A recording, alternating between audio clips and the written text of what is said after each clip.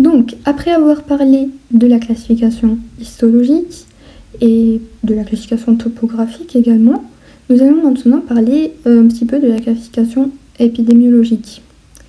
Et effectivement, comme vous l'avez compris, je pense, la fréquence et la prévalence de ces tumeurs, elle ne sera pas la même chez l'enfant et chez l'adulte. Et nous aurons finalement des tumeurs qui seront l'apanage de l'enfant, que nous allons retrouver chez lui, et d'autres, beaucoup plus, chez l'adulte. Et ça, c'est très fréquent dans les QCM. Alors, je vais vous dire. Et déjà, chez l'enfant, ce qu'il faut retenir, c'est que on va les classifier en tumeurs sus- et sous-tentorielles. Donc, c'est en quelque sorte une classification topographique. Sus- et sous-tentorielle, bien entendu, par rapport à la tente du cervelet, qui est tout simplement ce repli de la dure mère qui va séparer le cerveau du cervelet en dessous. Vous voyez déjà qu'il y a des tumeurs qui peuvent être aussi bien en sus qu'en sous-tentorielle, comme les gliomes. Donc on a des gliomes en sus et en sous-tentorielle. Voilà, les tumeurs gliales en général, elles sont fréquentes dans les deux. Par contre, les tumeurs qui vont concerner les neurones, et les plus importantes, on a dit, c'est le méduloblastome, qui est une tumeur embryonnaire. Elle sera localisée uniquement en sous-tentorielle. On l'a déjà cité. Le méduloblastome, sa localisation principale et préférentielle, c'est au niveau du cervelet, plus précisément au niveau du vermis. Ne vous inquiétez pas, nous allons revoir ça dans le cours. D'un autre côté, chez l'adulte, nous avons deux types de tumeurs. Cette fois-ci, on ne va pas les classifier en fonction de leur topographie, mais plutôt en fonction de leur nature. Parce que sachez, cette fois-ci, chez l'adulte, les tumeurs les plus fréquentes, qu'on retrouve vraiment le plus, c'est effectivement les métastases. Et comme on l'a dit, on le répète, les métastases les plus fréquentes sont les métastases du cancer du poumon. Et voilà, il y a quand même certains cas, il y a d'autres tumeurs qui auront des métastases au niveau du cerveau, bien entendu. D'ailleurs, en deuxième position, nous avons le sein, en principe. Mais dans certains cas, nous allons retrouver des métastases cérébrales, et je pense qu'en 20% des cas, on ne va pas connaître leur origine. Donc il y a toujours cette possibilité de retrouver des métastases cérébrales sans connaître leur tumeur originale. Ceci dit, bien que les métastases soient les plus fréquentes, nous avons également des tumeurs primitives. Et là, nous allons avoir les méningiomes, encore une fois les gliomes, parce que les gliomes sont beaucoup plus fréquents chez l'enfant. Sont vraiment beaucoup plus fréquents chez l'enfant, mais pas exclusivement présents au niveau de l'enfant.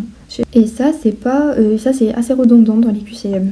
On peut vous dire que le gliome, il touche uniquement l'enfant. Non, il touche fréquemment et principalement l'enfant, mais il peut très bien, tout aussi bien, toucher l'adulte. Quoi encore? Nous avons aussi des adénomes hypophysaires. Les adénomes hypophysaires, c'est les tumeurs endocrines.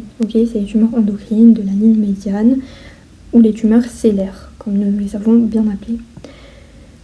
Voilà, encore une petite remarque, 3 petites remarques de QCM. Donc on a dit les métastases sont les plus fréquentes chez l'adulte. Chez l'enfant, les plus fréquentes sont le craniopharyngium. Le craniopharyngium, pas le gliome, craniopharyngium, c'est le plus fréquent chez l'enfant. Il faut aussi constamment se rappeler que le méduloblastome, c'est sous-tentoriel, ça se répète souvent. Et c'est tout. C'est plus important. Ici. Voilà, on va continuer le reste du cours. J'en profite aussi pour vous dire que ce code couleur, il a été respecté tout au long du cours. Et vous avez remarqué que parfois, ici, le méduloblastome, il apparaît en rose, alors que non. Il doit apparaître en violet pour respecter le code couleur que nous avons des tumeurs embryonnaires. Vous voyez, on a ici, le méduloblastome, il est en violet. Le neurinome, ce n'est pas une tumeur embryonnaire, par contre. Mais je parle du code couleur ici.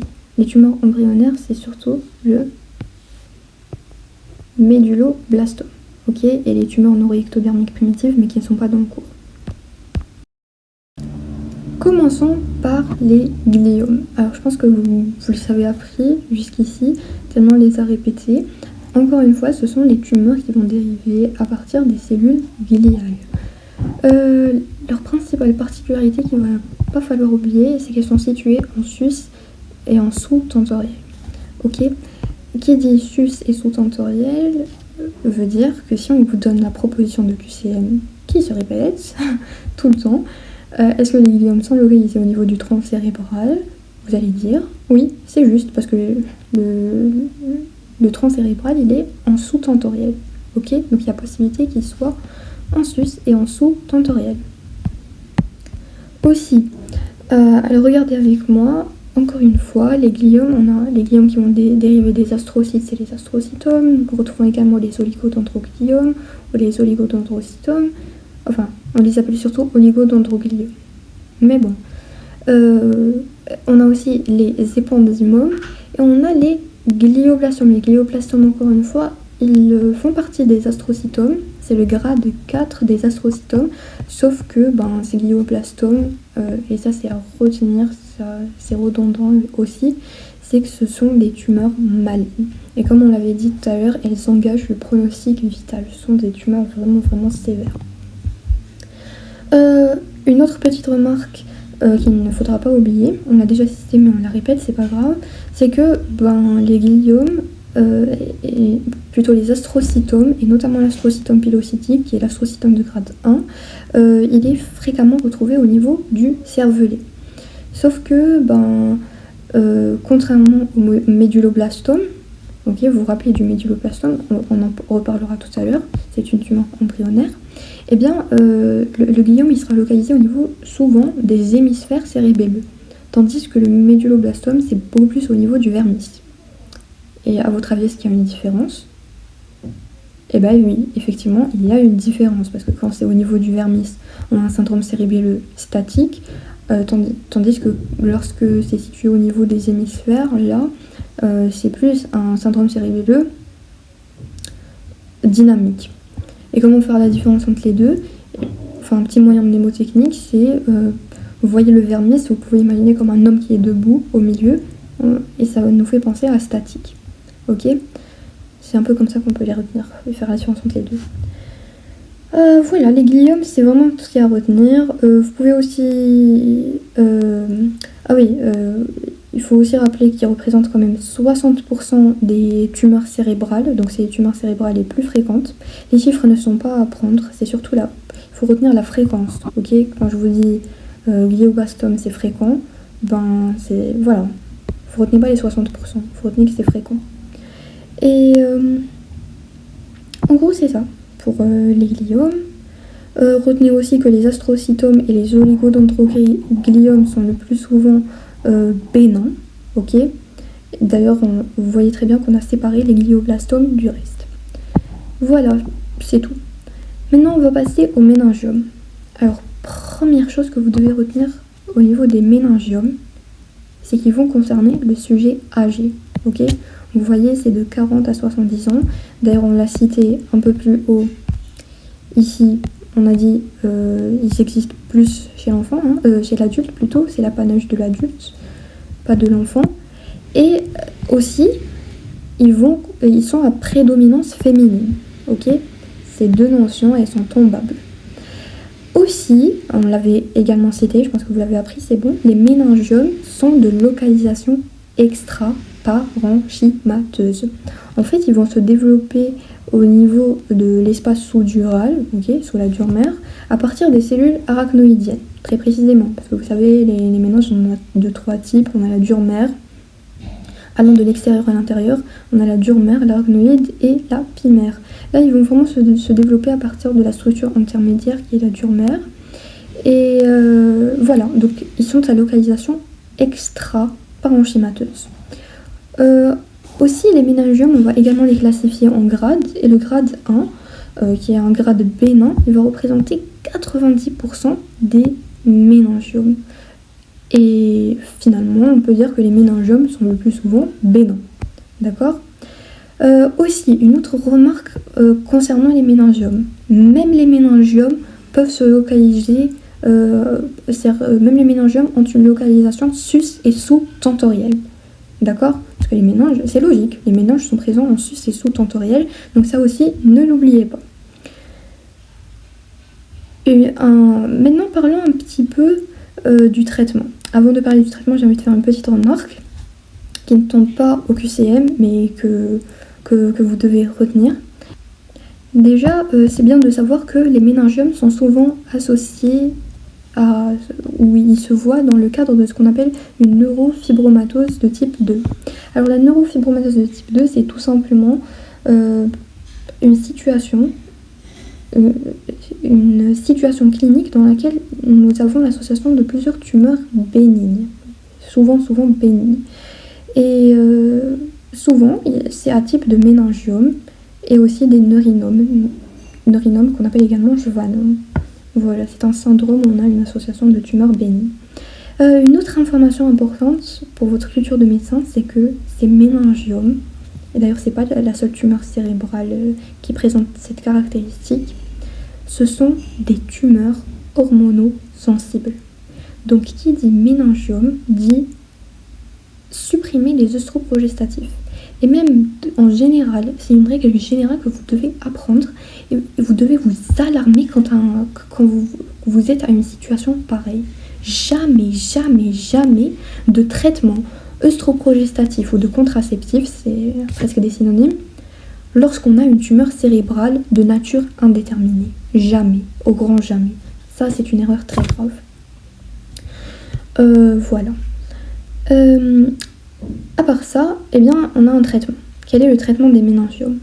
Souvent, les méningiomes, comme on l'a dit, ils sont bénins.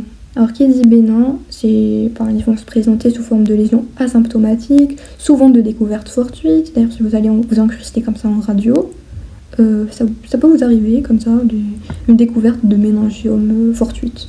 On fait un scanner pour, je sais pas, X raisons, et on découvre un méningiome. C'est vraiment très fréquent. Quoi encore ?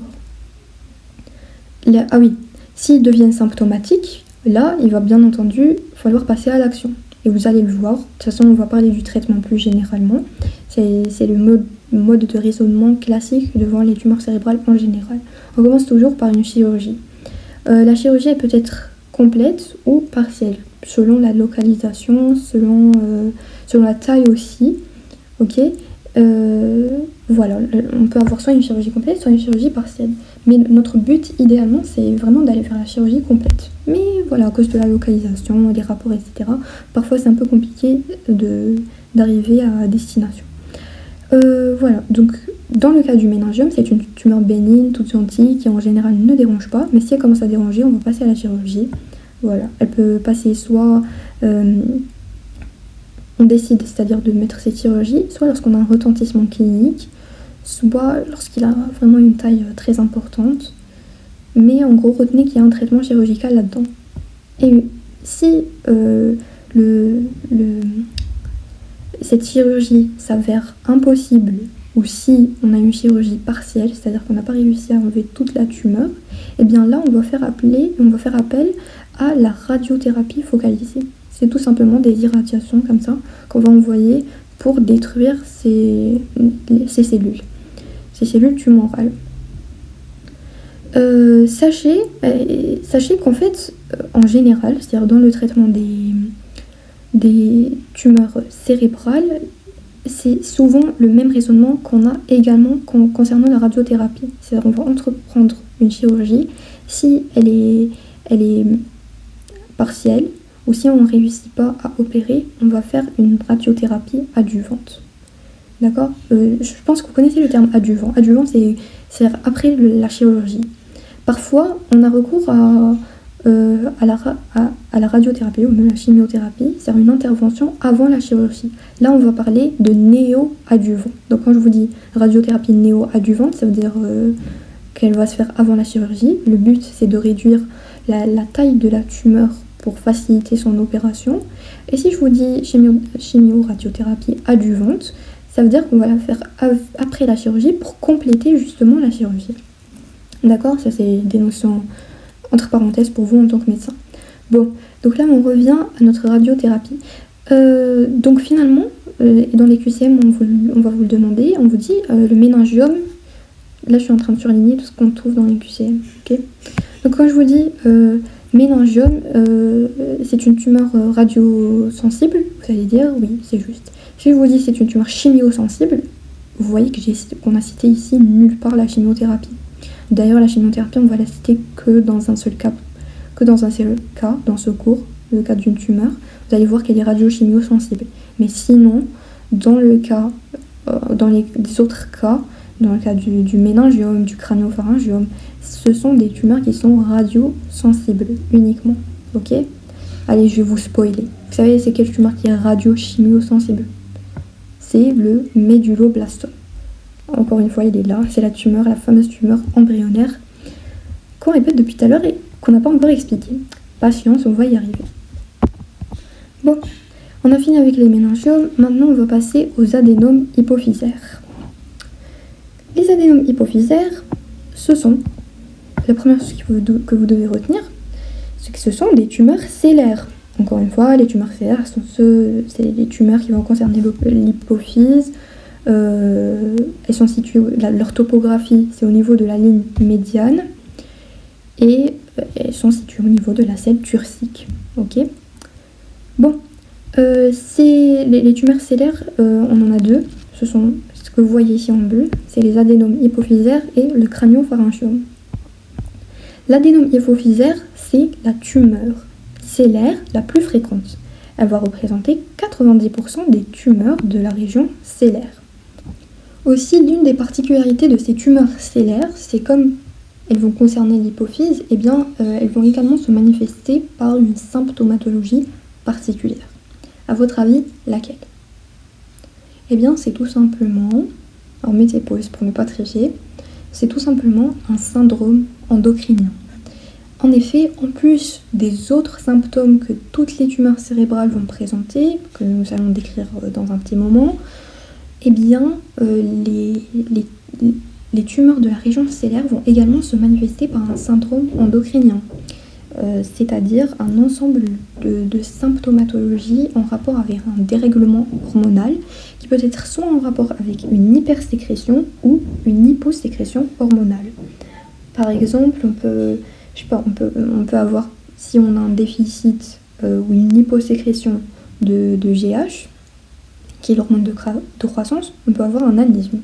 Si on a une hypersécrétion, dans ce cas, on aura une acromégalie. Vous voyez, donc ça dépend. C'est soit une hypo ou une hypersécrétion. De toute façon, on va faire un petit rappel de l'hypophyse très brièvement, juste pour raviver votre mémoire.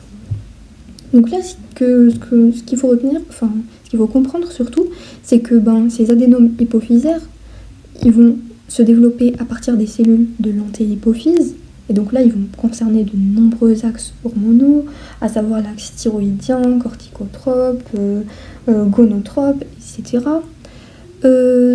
Et aussi, très important, c'est que ce sont des tumeurs cérébrales bénignes. En fait, elles ne dérangent pas en soi. Ce qui dérange, c'est justement le syndrome endocrinien et toutes ces perturbations hormonales qu'elles vont engendrer. Ce qu'il faut savoir, et ce qui est très intéressant concernant les adénomes, c'est qu'ils peuvent être non sécrétants ou sécrétants. Ça veut dire qu'on peut avoir des adénomes comme ça, une boule de cellules qui va s'incruster au niveau de l'antéhypophyse, qui va pousser toutes les autres cellules endocriniennes. Et dans ce cas, généralement, elles sont en rapport avec un syndrome d'hyposécrétion hormonale, ou alors un adénome sécrétant, c'est-à-dire on aura des cellules qui vont comme ça se greffer au niveau de l'antéhypophyse et qui vont elles-mêmes produire des hormones. Et dans ce cas, elles peuvent porter des noms différents. On peut avoir un prolactinome si ça sécrète de la prolactine. On peut avoir une sécrétion somatotrope si elle sécrète de la GH, corticotrope, si c'est de la CTH en rapport avec l'axe corticotrope. Et parmi ceux-ci, le plus important, eh bien, c'est le prolactinome. Le prolactinome, si on a une hypersécrétion de prolactine, on aura un problème. Un problème au niveau, essentiellement, comme ça, on va l'organiser pour que vous l'appreniez. On aura un problème au niveau des seins, chez la femme, et au niveau des organes génitaux, chez la femme et chez l'homme. Et aussi un problème de comportement, mais ce sont essentiellement des troubles sexuels qui vont dans le sens des organes reproducteurs également. Donc voilà, on a deux thèmes. Au niveau des seins, Eh bien, chez la femme, on aura une galactorrhée, on aura une sécrétion de lait, tellement qu'on va stimuler en fait les glandes mammaires à produire plus de lait. Chez l'homme, on aura une gynécomastie, ça veut dire qu'on aura une augmentation de la taille des seins. C'est un homme avec une glande mammaire qui est hypertrophiée. Au niveau des organes génitaux, eh bien, chez la femme, on aura une aménorrhée. Chez l'homme, on peut avoir des troubles de l'éjaculation. Et chez les deux sexes, on a généralement des troubles de la libido. Donc c'est ça, un prolactinum. On aura une hypersécrétion de prolactine. Voilà. Généralement, les prolactinums, ils sont beaucoup plus fréquents chez la femme, mais retenez qu'ils sont également présents chez l'homme. Ça, c'est une note à rajouter. Ils sont aussi bien présents chez la femme que chez l'homme. On arrive à la paraclinique. Premier élément de la paraclinique, vous voyez que c'est bien le bilan hormonal. Le bilan hormonal, on va le trouver selon le tableau clinique. Déjà, on peut avoir un adénome non sécrétant, et aussi selon la taille de l'adénome. Un tout petit adénome, il ne va pas sécréter de la même manière qu'un grand adénome. Ce qu'il faut retenir pour les QCM, c'est que le bilan hormonal peut donc être normal. D'accord ? Parfois il est normal, parfois il est anormal. Mais ce qui est clair, c'est que parfois on peut le retrouver normal. Donc un bilan hormonal normal, il ne va pas éliminer le diagnostic. Vous avez compris ? Le bilan d'imagerie apprécié, eh bien, c'est l'IRM hypophysaire injecté. Nous allons par la suite parler de la paraclinique. Okay ? D'ailleurs, c'est comme ça que sont structurés tous les cours de neuro. On commence d'abord par les manifestations, enfin, on va présenter le cours en général avec la physiopathe, les définitions. Dans ce cas précis, on a parlé de l'histologie également. Juste après, on parle de la clinique. Après la clinique, les examens paracliniques. Et après les examens paracliniques, on a le traitement. D'ailleurs, même votre écosse, il est structuré de la même manière. Okay ? Vous allez avoir 4 stations, chacune traitant d'une partie du cours. Voilà. Donc là, on a parlé du bilan hormonal, de l'IRM hypophysaire. Ok, donc concernant l'IRM, on a dit on l'abordera dans la paraclinique. On peut déjà devancer ce point et vous donner une petite idée. C'est que la TDM et l'IRM seront les examens de choix pour étayer le diagnostic. On ne pourra pas voir ces tumeurs cérébrales d'une autre manière. Et vous l'avez également deviné, l'examen de première intention, ce n'est pas l'IRM. Parce que déjà l'IRM c'est très sophistiqué, c'est un examen d'approfondissement. Généralement on va commencer par la TDM. Donc elle va nous donner une vision globale, générale, puis on va passer à l'IRM. Bien que l'IRM c'est le gold standard pour l'exploration du parenchyme, ça on le sait très bien. Il visualise mieux le parenchyme cérébral, mais en première intention on commence toujours par la TDM. D'ailleurs, en Algérie, et même dans le cadre de l'urgence, l'IRM n'est pas approprié. Ce n'est pas un traitement d'urgence. Donc si on veut plus d'exploration, c'est-à-dire si on fait une TDM et on veut passer un deuxième examen d'imagerie pour nous donner plus de renseignements, généralement on va faire appel à la TDM injectée, le scanner injecté, pour ensuite passer à l'IRM. Voilà, généralement, hein, c'est pas une règle stricte. Généralement, c'est comme ça qu'on raisonne. De toute façon, même dans les cas cliniques, c'est comme ça qu'on attendra de vous que vous raisonniez. Et bien entendu, dans la paraclinique, on finira toujours par un examen ophtalmologique. Ça, c'est vraiment une caractéristique aussi des tumeurs de la région célaire. On l'a dit, à votre avis, pourquoi un examen ophtalmologique ? Mettez pause et réfléchissez. Eh bien, la réponse, c'est tout simplement que le chiasma optique est situé dans cette région et il est juste au-dessus de l'hypophyse, donc les rapports sont très étroits. On peut facilement avoir des manifestations ophtalmologiques. Voilà, donc fini avec l'adénome hypophysaire. C'était la première lésion de la région, c'était la première tumeur de la région célaire. Voilà. Maintenant, le crânio-pharyngiome. Très intéressant ce crânio-pharyngiome. Vous allez voir déjà, première chose, c'est que c'est une tumeur bénigne, ok, qui sera développée à partir de l'épithélium pharyngé de la poche de Rathke, ou la poche de Rathke.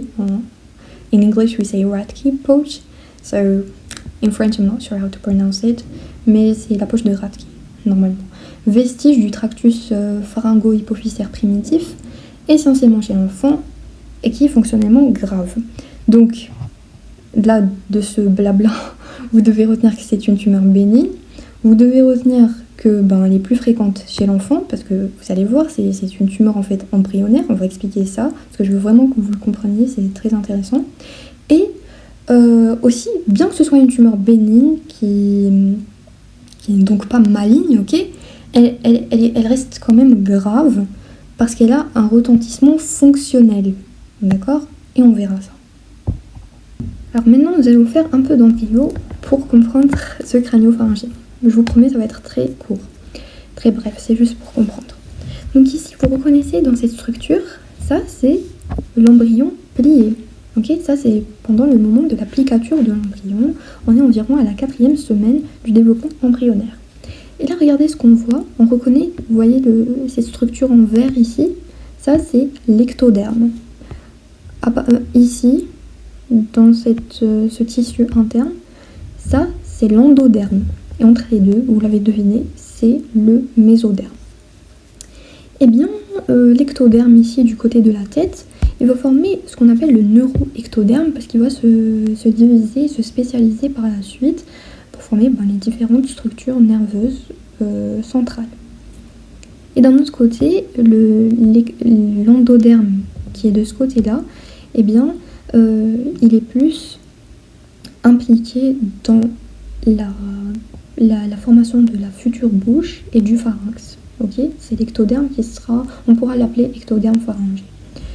Et bien, ce qui va se passer pour former l'hypophyse, c'est qu'on aura une invagination du neuroectoderme d'un côté et ici de l'épithélium ou de l'endoderme pharyngé.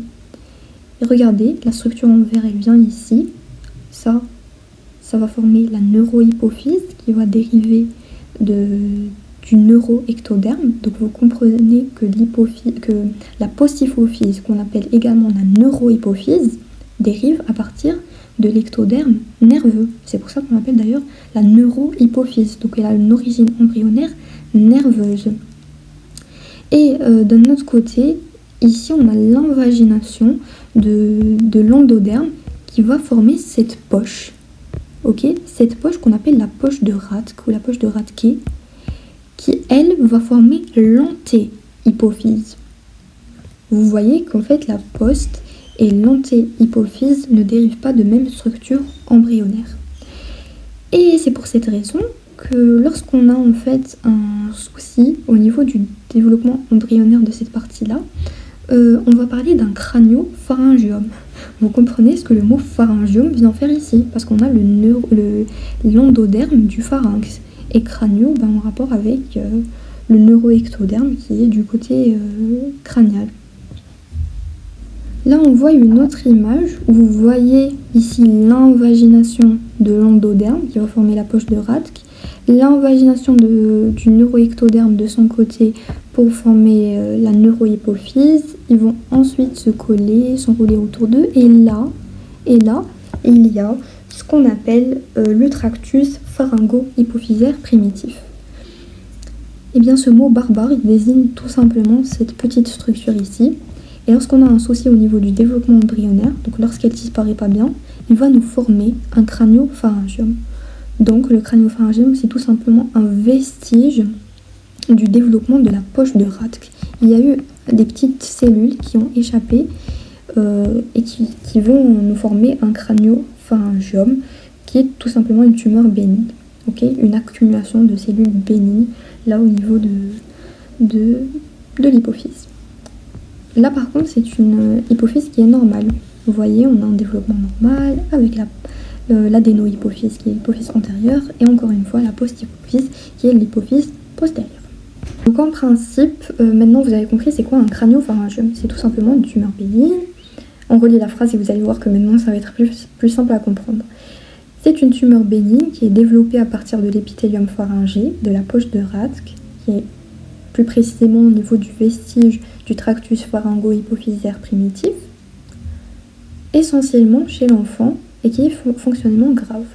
Alors sachez que même et ça c'est encore une fois présent au niveau des QCM, même si elle se développe essentiellement chez l'enfant, eh bien elle est également présente chez l'adulte. C'est pas strictement l'apanage de l'enfant. Quoi encore? L'une des particularités, surtout à l'imagerie, qu'il ne va jamais falloir oublier, eh bien, c'est la triade à l'imagerie d'une image charnue, calcique et kystique. Et ça, c'est très très très caractéristique. Ça, c'est vraiment un aspect typique. Mais attention, il n'est pas toujours présent. Pour vous aider un petit peu à retenir ça, quand je vous dis une composante charnue, c'est tout simplement cette composante solide. Et ça, c'est assez logique parce que c'est une tumeur. Ensuite, cette tumeur, elle va se kystiser à l'intérieur, on aura des nécroses, etc. D'ailleurs, retenez qu'au fait, au niveau du kyste, on va retrouver cet aspect de ce qu'on appelle une huile de moteur usée. C'est noir à l'intérieur, c'est vraiment noir et c'est pour ça qu'on va l'appeler comme ça. Et puis, comme il s'agit d'une tumeur chronique qui va se développer au cours du temps, eh bien, on aura l'apparition de quelques calcifications. Donc l'image typique de composantes charnues, calciques et kystiques doit vous faire évoquer un crânio-pharyngiome. Encore une fois, le crânio-pharyngiome, c'est une tumeur de la région sélaire. C'est ce qu'on va voir à l'imagerie. Le gold standard pour le diagnostic, c'est l'IRM. Concernant sa révélation, cliniquement parlant, eh bien, on va avoir un polymorphisme clinique qui est en rapport avec un syndrome endocrinien. On peut avoir un ralentissement de la vitesse de croissance à cause d'une diminution de la sécrétion de l'hormone de croissance par l'antéhypophyse, un syndrome polyuropolydipsique qui est en rapport avec une hypersécrétion d'ADH par la neurohypophyse. On peut aussi avoir un tableau de panhypopituitarisme. Qu'est-ce que ça veut dire un panhypopituitarisme? C'est tout simplement un syndrome d'hyposécrétion hormonale qui va concerner tous les axes. Tous les axes endocriniens seront affectés. On peut également avoir des troubles du comportement alimentaire. Ça, c'est surtout lorsqu'on a une atteinte de l'hypothalamus. Ok? Parce que, vous savez, c'est vrai qu'on dit crânio-pharyngiome, mais en fait, sa localisation, elle est du côté de l'hypothalamus. Ça, c'est l'hypothalamus, ce que j'ai dessiné. L'hypophyse. Ça, c'est l'hypophyse. Et donc, on peut avoir une tumeur qui peut siéger à l'intérieur de l'hypophyse, une tumeur qui peut siéger juste en dessous, et une autre qui peut siéger même au-dessus. Et dans ce cas-là, on peut avoir une atteinte de l'hypothalamus également, qui peut se manifester par des troubles du comportement alimentaire. Mais aussi une baisse de l'acuité visuelle, et là encore une fois vous l'avez retenu, caractéristique des tumeurs sélaires, atteinte du chiasma optique. Et j'en passe. Les autres manifestations, on va les voir dans la clinique, elles seront en rapport avec une atteinte des autres axes, à savoir, une diminution de la pression artérielle. Aussi, comme on peut avoir une compression du chiasma optique et de l'hypothalamus, on peut même avoir une compression ventriculaire qui peut être à l'origine d'une hydrocéphalie. L'hydrocéphalie, ça revient aussi, hein, retenez ça. Pour le traitement, eh bien, encore une fois, on va entreprendre la chirurgie, ok, un traitement chirurgical, sauf que cette chirurgie, à cause des rapports anatomiques difficiles, hein, retenez-le, on a des rapports vraiment dangereux au niveau de la région sélaire, on aura souvent une résection incomplète. Et on l'a dit, la résection incomplète fait appel à une radiothérapie adjuvante. Donc même le crânio-pharyngiome est une tumeur radiosensible. Le neurinome de l'acoustique, c'est une tumeur cérébrale bénigne qui sera développée à partir des cellules de Schwann. Et bien, les cellules de Schwann, on les retrouve dans plein de neurones périphériques, donc il peut concerner presque tous les nerfs peuvent être concernés. On peut citer à titre d'exemple le neurinome du trijumeau, le neurinome du nerf facial, des nerfs mixtes, etc. Mais le neurinome le plus connu et le plus répandu, c'est bien entendu le neurinome de l'acoustique. Et ce neuronyme de l'acoustique, il va représenter 10% des tumeurs cérébrales et 80% des tumeurs de l'angle pontocérébelleux. C'est vraiment la tumeur la plus fréquente à ce niveau-là, au niveau de l'angle pontocérébelleux. Il est à prédominance féminine et il va surtout affecter l'adulte âgé.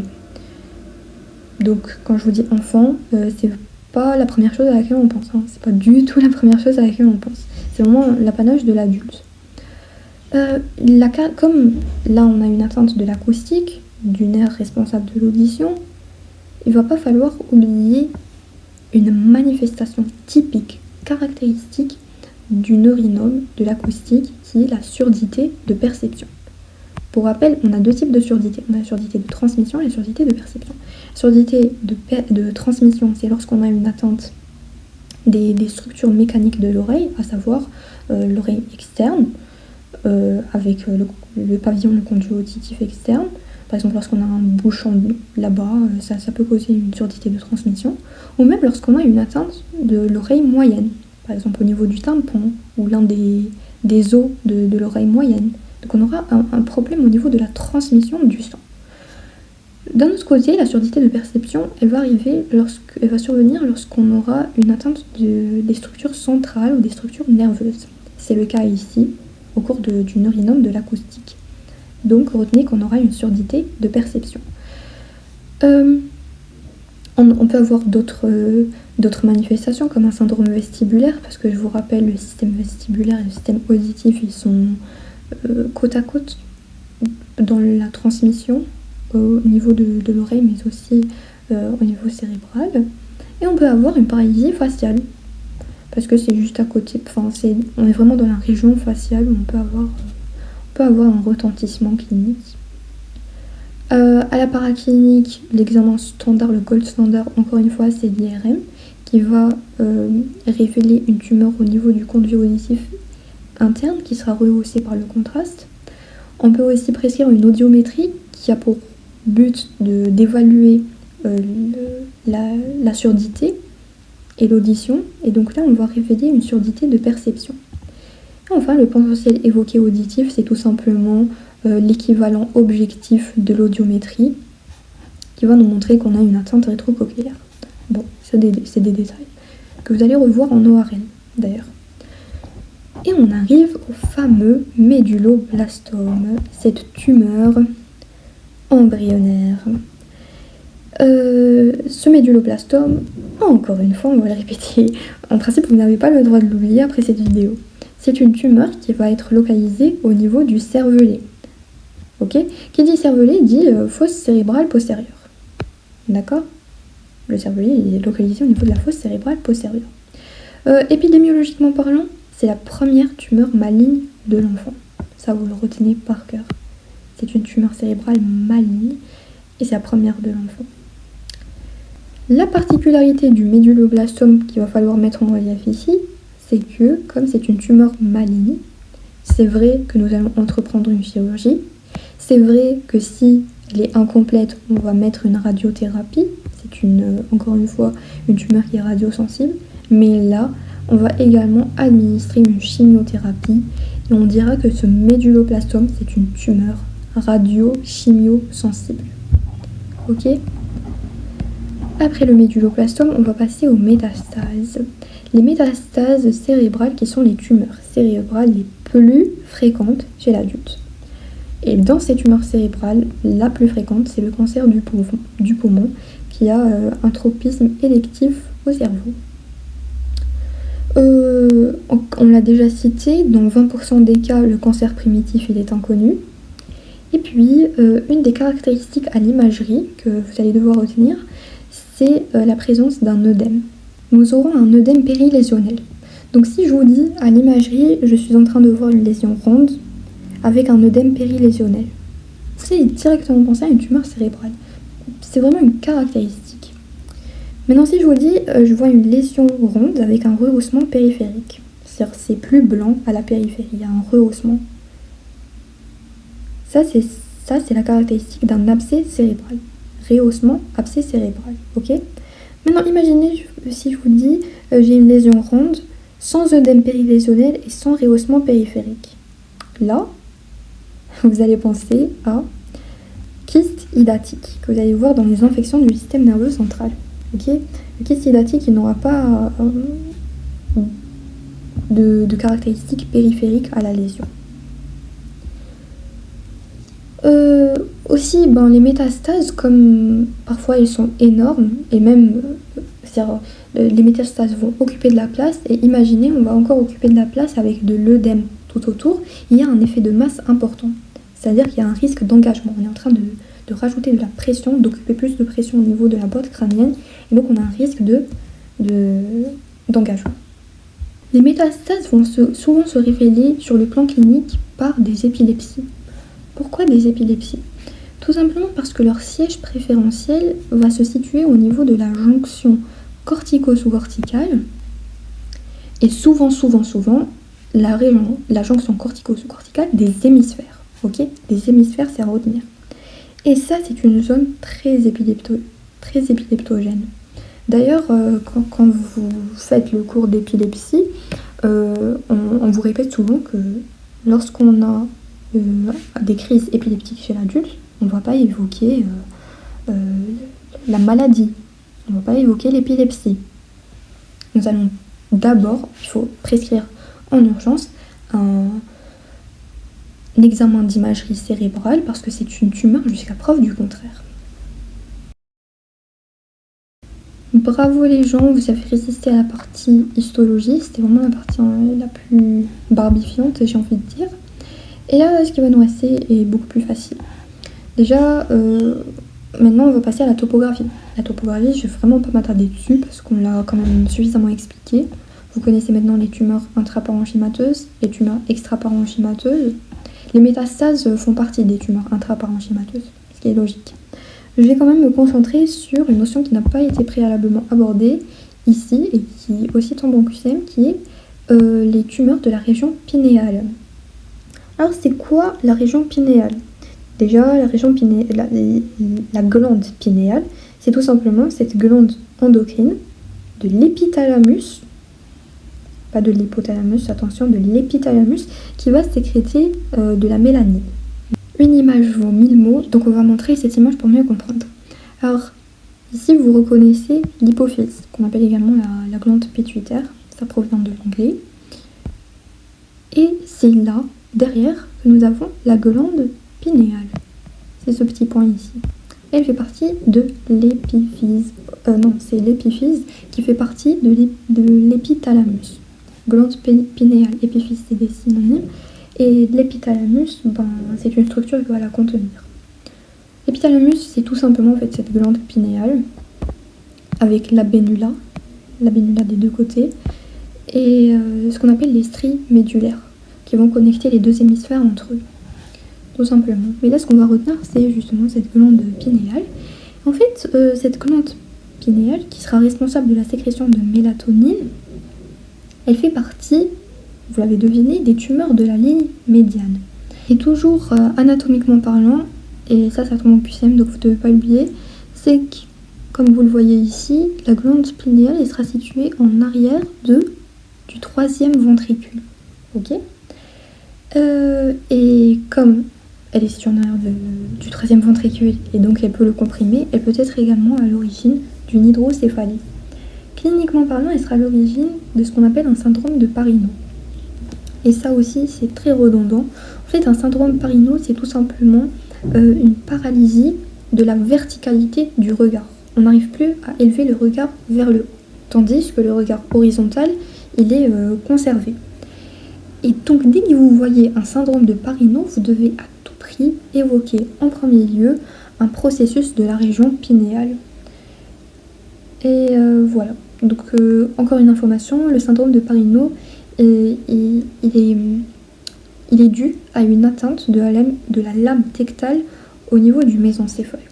Donc les tumeurs de la région pinéale, encore une fois, sont situées au niveau de la région médiane. Attention à l'hydrocéphalie révélatrice parce qu'elles sont situées en arrière du troisième ventricule. Et le syndrome de Parinot, il est à rechercher systématiquement et il va se manifester par une paralysie de l'élévation du regard. Et physiopathologiquement parlant, il est dû à une atteinte de la lame tectale du mésencéphale. On pensera également à faire un dosage des marqueurs hormonaux, notamment la bêta-HCG et la phosphatoprotéine. Si ces marqueurs tumoraux sont positifs, ils vont devoir nous faire évoquer un germinome qui est une tumeur maligne et qui va devoir être sanctionné d'une chimiothérapie d'emblée sans biopsie. Alors sans biopsie, on va le voir dans la partie diagnostic, la biopsie n'est pas systématique. Il y a certaines tumeurs qu'on peut reconnaître soit à travers l'imagerie uniquement, soit comme dans ce cas à partir de l'imagerie et un dosage des marqueurs tumoraux. Donc la biopsie n'est pas toujours systématique. Voilà, ça c'était un petit mot sur les tumeurs sustentorielles. On s'est focalisé essentiellement sur les tumeurs de la région pinéale, tout simplement parce qu'on ne l'avait pas abordé tout à l'heure. Mais sachez que même les autres sont tombables. On peut vous demander la localisation de n'importe quelle tumeur. Concernant les tumeurs sous-tentorielles, qu'on appelle également les tumeurs de la fosse cérébrale postérieure, eh bien, elles vont se situer au niveau de la fosse cérébrale postérieure. Et on aura des symptômes différents selon l'organe atteint. Si on a une atteinte du cervelet, on aura un syndrome cérébelleux. Si on a une atteinte du vermis, il est statique. Je vous ai donné le mnémotechnique tout à l'heure. Si c'est un syndrome cérébelleux cinétique, eh bien, il va révéler une atteinte de l'hémisphère. Si on a l'atteinte du cervelet, vous la retenez, elle est importante. Si on a une atteinte du tronc cérébral, vous l'avez deviné, on aura une atteinte des nerfs crâniens et certaines voies longues, parce que c'est le passage de presque toutes les voies longues. Si on a une atteinte des voies vestibulaires, le nerf 8 ou le lobe floculo-nodulaire, dans ce cas-là, on aura un syndrome vestibulaire. Comme au niveau de la fosse cérébrale, on a de la fosse cérébrale postérieure, et enfin dans cette région-là, on aura surtout le quatrième ventricule. Eh bien, il y a un risque d'obstruction du quatrième ventricule, et dans ce cas-là, on peut finir avec une hydrocéphalie. Une autre complication à citer pour ces tumeurs-là, c'est le risque d'un engagement cérébelleux par compression du tronc cérébral. Ok, on va comprimer et là on peut finir littéralement avec un engagement cérébelleux.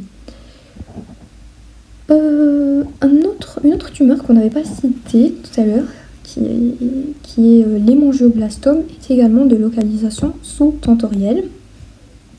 Et plus précisément, c'est une tumeur en fait intraparenchymateuse.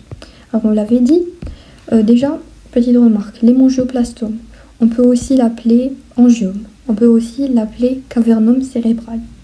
Donc quand vous voyez ces mots dans les QCM, ne vous affolez pas, ils désignent tous l'hémangioblastome. C'est une tumeur bénigne, qui va se développer à partir des vaisseaux, elle est de caractère kystique. Et sa complication principale, en fait, c'est notre hantise en cas d'hémangioblastome, c'est l'hématome intracérébral et l'hémorragie cérébro-méningée. Tout simplement, c'est le plus important ici. On arrive à la clinique. La clinique qui est... Oupsie. Alors on arrive à la clinique c'est la plus importante. La plus importante pour vous en tant que médecin. D'accord ? Alors qui dit tumeur intracrânienne dit augmentation du volume intracrânien, dit syndrome d'hypertension intracrânienne. Le syndrome d'hypertension intracrânienne avec la triade classique, céphalée, vomissement, troubles visuels, chacune avec ses caractéristiques. Quand je dis céphalée, c'est des céphalées en casque, matinales, qui ne sont pas soulagées par des antalgiques. Les vomissements, ce sont des vomissements engés qui ont tendance à soulager les céphalées. Et on a aussi parfois des troubles visuels.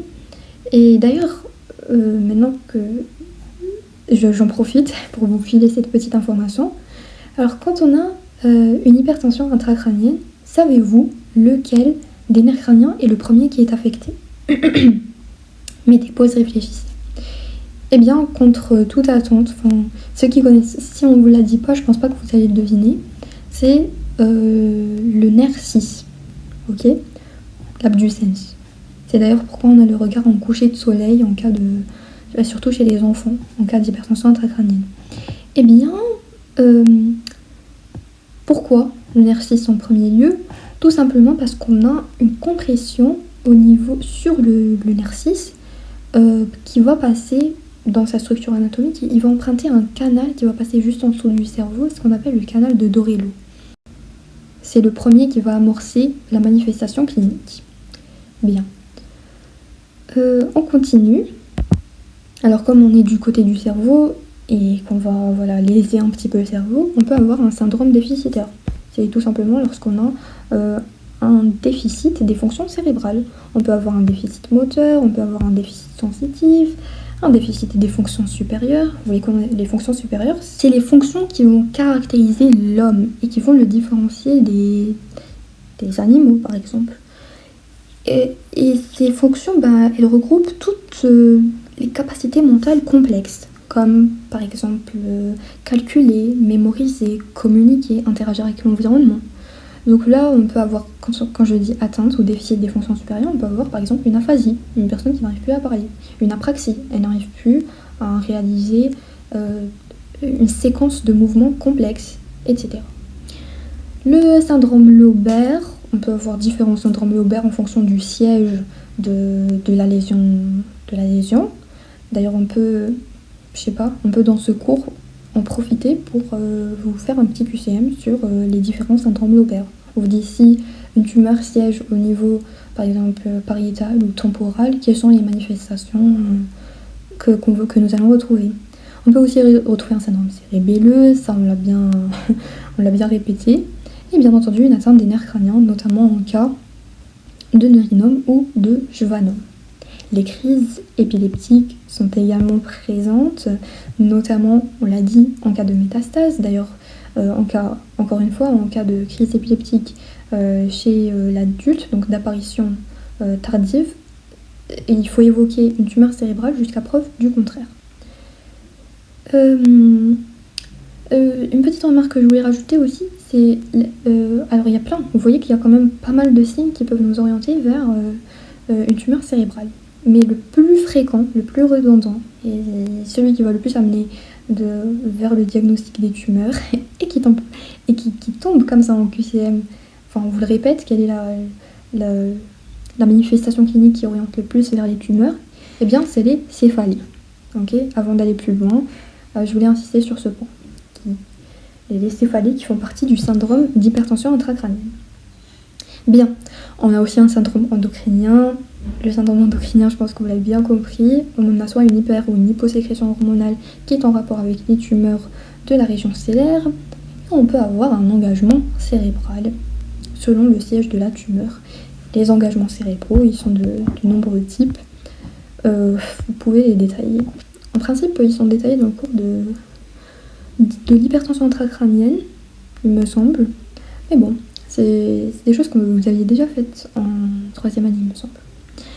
Et bon, maintenant on va passer à l'exploration radiologique. Comme on l'a dit, le gold standard c'est l'IRM cérébral. Ok, c'est celle qui va nous permettre de voir avec précision les rapports de la tumeur, la caractérisation tissulaire et même faire une petite extension pour rechercher d'autres localisations. Mais en première intention, c'est le scanner cérébral qui va être réalisé généralement sans injection en premier lieu, ensuite avec injection, et qui va permettre de déceler en fait la tumeur. On peut la voir, mais pas avec autant de détails que l'IRM. Retenez que c'est quand même l'examen de première intention.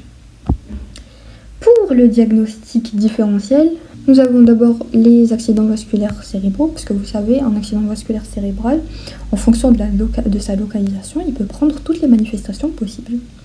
Les processus infectieux, notamment le kyste hydatique, et on a dit comment à l'imagerie, on peut différencier entre un abcès, un kyste hydatique et une tumeur cérébrale. Et enfin, les différentes malformations cérébrales, comme l'anévrisme, l'hydrocéphalie, ou même les malformations artério-veineuses en général. L'anévrisme, c'est le plus important à retenir. Alors pour les moyens thérapeutiques, on a différents moyens thérapeutiques. D'abord un traitement symptomatique. Une personne qui va venir se plaindre, qui va se tordre de douleur, ne pas lui dire attends, je te laisse souffrir et je t'envoie faire les examens pour voir ce que tu as, ensuite on va te soigner. Non, vous allez d'abord commencer par un traitement symptomatique. Elle présente une douleur, vous allez lui donner un antalgique. Vous voyez qu'elle présente un syndrome d'hypertension intracrânienne, on peut lui donner des anti-œdémateux. Vous voyez qu'il fait une crise épileptique, vous n'allez pas le laisser se tordre comme ça, vous pouvez déjà lui administrer des anti-épileptiques. Donc au premier lieu, c'est le traitement médical symptomatique. Ensuite, on a un traitement chirurgical. Alors comme on l'a dit tout à l'heure, on commence d'abord par le traitement chirurgical. Si la chirurgie elle est incomplète ou après la chirurgie, on va également rajouter un traitement adjuvant. Et donc c'est le couple chirurgie-traitement adjuvant. Alors la chirurgie elle est de deux types. Généralement elle est curative, ça veut dire qu'on va opter pour une exérèse de la tumeur. L'exérèse elle peut être totale, et tant mieux. Elle peut parfois être partielle, surtout lorsqu'on a soit une tumeur maligne, soit lorsqu'on a une localisation avec des rapports compliqués, comme les tumeurs de la région stellaire, avec tous les rapports anatomiques qu'il y a. Donc il y a toujours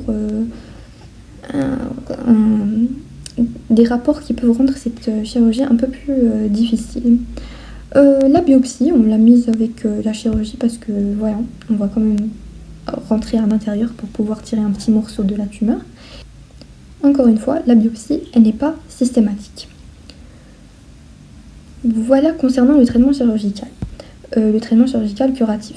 On peut aussi avoir un traitement chirurgical palliatif. Et là, généralement, c'est toujours dans le cadre symptomatique ou lorsqu'il n'y a plus possibilité de prescrire un traitement curatif. Là, on va aider un petit peu comme ça le patient, soit par des ponctions ventriculaires.